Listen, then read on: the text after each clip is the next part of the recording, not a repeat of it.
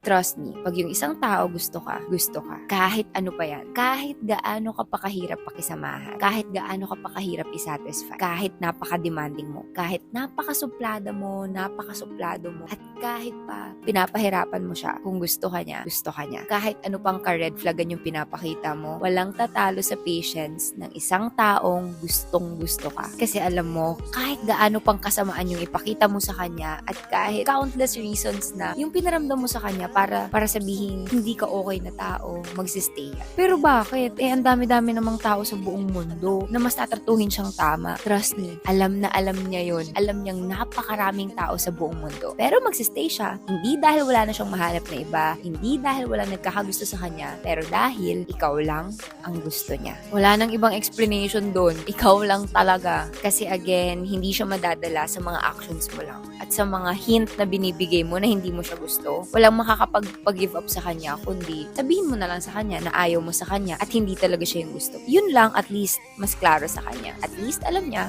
kung saan siya lulugar. Kasi hanggat wala kang sinasabi, kayang-kaya niyang patunayan ng paulit-ulit na ikaw yung gusto niya. Kahit na at kahit pa.